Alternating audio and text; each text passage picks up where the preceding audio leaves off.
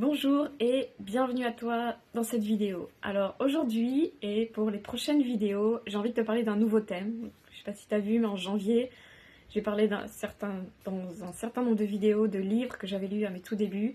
Et ce mois-ci, j'avais envie de changer de thème et de partir sur le Feng Shui.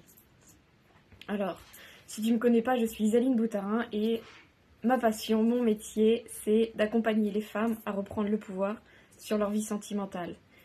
C'est un accompagnement que je propose qui est sur 6 mois. C'est un réel accompagnement transformationnel. Et durant ces 6 mois, une des étapes, un des piliers de cet accompagnement, c'est de mettre en place un Feng Shui dans la maison des femmes que j'accompagne. Et donc j'avais envie de te parler de cet outil que j'utilise, que je trouve merveilleux, qui reste pour moi un outil, même si c'est un art ancestral à la base. Moi j'utilise comme un outil parce qu'il a cette faculté de mettre plein de choses, de permettre de créer plein de choses dans notre vie. Alors, si toi, tu aimes tout ce qui est la beauté des lieux, si tu aimes l'harmonie, si tu es plutôt sensible à l'environnement dans lequel tu vis, eh bien, le Feng Shui, ça peut être un bel outil pour toi. Et en tout cas, moi, c'est pour ça que je l'ai apprécié. Voilà, ça c'est le Feng Shui. Et donc aujourd'hui, dans cette vidéo, j'avais envie de te parler de la base du Feng Shui. En fait, le Feng Shui, il travaille l'énergie. C'est un outil qui travaille l'énergie dans les maisons. Et cette énergie, elle s'appelle le Qi. Le Qi, donc c'est l'énergie vitale, c'est le souffle. C'est cette énergie qui est dans ta maison et qui fait que tu te sens plus ou moins bien dans cette maison. Alors quand on est très épanoui, qu'on est tout le temps heureux, qu'on est tout le temps dans la gratitude et dans l'amour, ce Qi ne va pas forcément trop nous impacter parce qu'on a des vibrations très très élevées. Mais si on est plutôt tendance à être très sensible à notre environnement, si on a tendance à être déprimé, si on a tendance à etc., et qu'en plus le Qi de notre maison est très bas, circule très mal, il y en a très peu, et bien là, ça va pas nous aider en fait, et ça va nous abaisser encore plus. D'où l'importance de travailler le Qi dans sa maison. Donc, en fait, le Feng Shui, il va travailler pour que cette énergie vitale, elle soit de la meilleure qualité possible dans toute la maison et dans toutes les pièces, qu'elle circule de manière très harmonieuse dans toute la maison. Et donc, en fait, si on ne travaille pas le Qi d'une maison, on n'a pas travaillé le Feng Shui. Donc en fait, le Qi, c'est cette énergie vitale, il y en a dans toute la maison. Mais il y en a aussi dans toute la nature, dans toute la terre, sur toute la terre. Et il y en a aussi dans ton corps. Donc le Qi notamment, il circule le long de tes méridiens dans ton corps. Donc quand on fait de l'acupuncture, c'est la médecine qui va travailler l'énergie du corps. Le Feng Shui, lui, va travailler l'énergie de la maison. Donc il y a un peu un parallèle entre l'acupuncture et le Feng Shui. Le Feng Shui, donc, il va s'intéresser au Qi qui rentre par la bouche. L'énergie dans ton corps, elle va rentrer aussi par la bouche. Dans la maison, elle va rentrer par ton entrée, ta porte d'entrée. Donc en fonction de là où est ta porte d'entrée, c'est là que va rentrer le Qi. D'où le fait que l'entrée est très importante en Feng Shui parce que plus l'entrée est belle, est harmonieuse et attire une belle énergie, plus il y aura ensuite de l'énergie dans ta maison. Et ce Qi, en fait, il est très important parce qu'il va influencer toute ta vie. Il va influencer ta vie amoureuse, il va influencer ta vie sentimentale, donc il va influencer ton abondance financière, il va influencer ta santé. Et ce Qi, lui-même, est influencé par tout ce qui l'entoure. Donc les couleurs, les objets, les formes, les meubles, l'encombrement. Est-ce que c'est très encombré? Si c'est très encombré, le Qi ne peut pas circuler, il ne peut même pas venir en fait.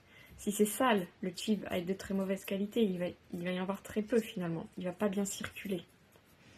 L'éclairage, la lumière active le Qi. Et puis tout l'arrangement des meubles qu'on fait en Feng Shui, ça va permettre une bonne circulation. Donc tout ça va influencer le Qi et va faire que on a plus ou moins une bonne qualité et une bonne quantité de Qi dans notre maison. Ce Qi, ensuite, nous, on va le récupérer, en fait. Donc, on va le récupérer quand on est dans notre maison. C'est là où c'est important, du coup, d'avoir un bon Qi, parce qu'on passe beaucoup de temps chez nous. Mais on ne l'intègre pas que de cette manière. Il faut savoir aussi que si on passe beaucoup de temps dans notre travail, le Qi de notre lieu de travail va avoir beaucoup d'influence sur nous. Mais il y a aussi tout ce que l'on mange et tout ce que l'on boit. Donc, la qualité des aliments et la qualité de ce qu'on boit va... c'est une façon pour nous d'ingérer du Qi. l'air que l'on va respirer. Vous imaginez bien que si on respire l'air à côté d'une raffinerie de pétrole, c'est pas le même air que dans une forêt. Voilà.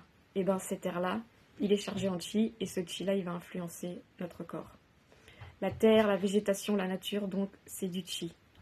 Le soleil, la lune et tous les astres, c'est du chi qui nous est donné.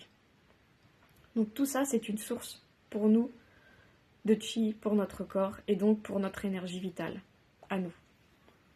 D'où l'importance de le travailler et d'avoir conscience que tout ça, ça nous apporte une certaine énergie et d'essayer de nous apporter finalement pour être dans les meilleures conditions, en bonne santé, heureuse, en gratitude, réussir dans notre vie, et ben c'est toutes ces sources d'énergie, et ben c'est à nous de faire attention qu'elles soient les meilleures possibles. C'est pour ça que souvent je vous parle d'alimentation, et pour moi c'est quelque chose d'important parce que bien sûr j'ai conscience que ça joue énormément sur notre énergie.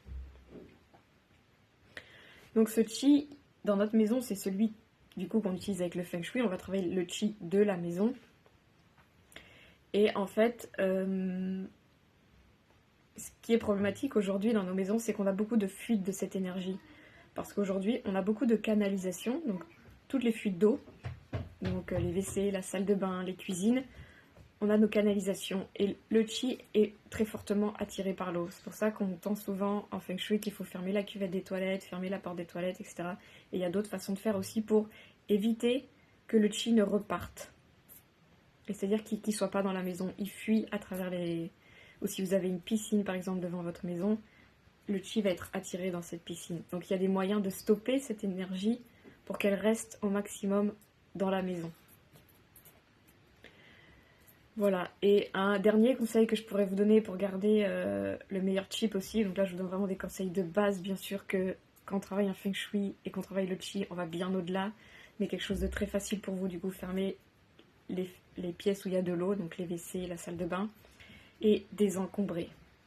Désencombrer, c'est-à-dire enlever tout ce qui n'est pas nécessaire, enlever la poussière, enlever tous les objets que vous trouvez moches, qui ne servent à rien, parce que eux, ils abaissent le chi, ils empêchent le chi de circuler, et au final, on se retrouve dans une maison en perte de chi. Parce que ça circule pas, parce que c'est pas aéré, c'est pas joli. Si vous ne trouvez pas ça joli, bah le chi non plus, il va pas trouver ça joli, il va pas y aller. Il va pas circuler de manière harmonieuse dans toute votre maison. Voilà pour cette première vidéo et je vous dis à très bientôt pour les prochaines. Au revoir.